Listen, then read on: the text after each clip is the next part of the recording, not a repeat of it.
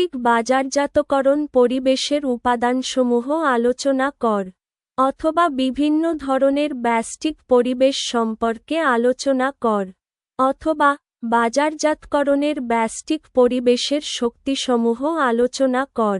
উত্তর। ভূমিকা।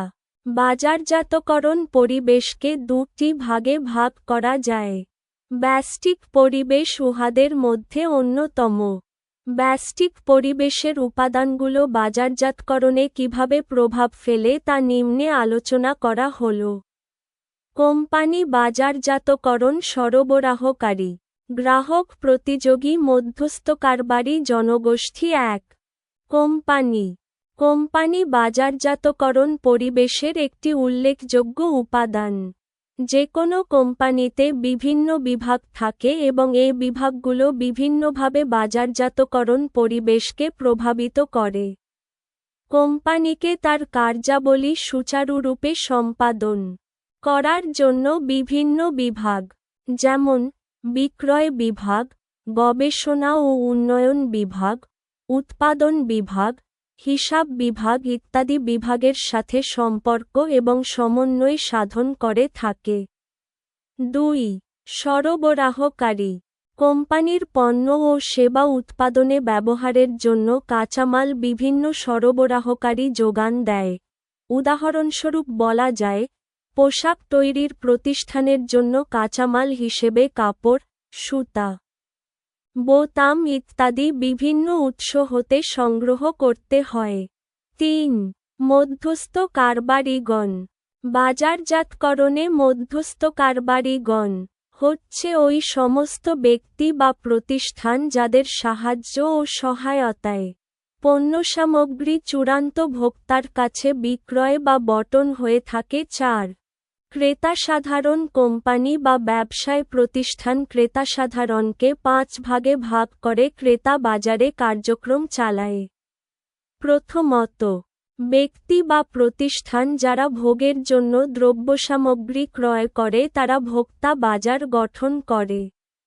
দ্বিতীয়ত, পুনঃপ্রক্রিয়াজাতকরণ বা উৎপাদন প্রক্রিয়ায় ব্যবহারের জন্য ক্রয় করলে তাতে শিল্প বাজার গঠিত হয়।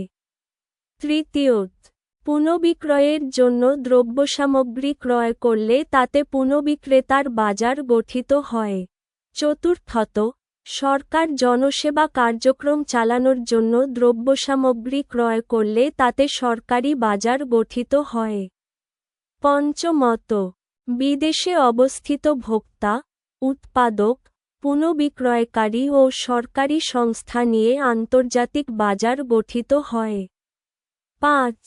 প্রতিযোগী। প্রতিনিয়ত প্রতিযোগী প্রতিষ্ঠানের সাথে প্রতিযোগিতা করে টিকে থাকতে হয় এবং যে কোনো প্রতিষ্ঠান অন্যান্য প্রতিযোগীদের তুলনায় ভালোভাবে ভোক্তাদের সন্তুষ্টি প্রদান করতে চায়। এই উদ্দেশ্য অর্জনের জন্য ব্যবসায় প্রতিষ্ঠান শুধু ক্রেতার চাহিদাকে অভিযোজন করলে চলবে না, বরং প্রতিযোগীদের কৌশলও অভিযোজন করতে হবে। ৬। জনসাধারণ।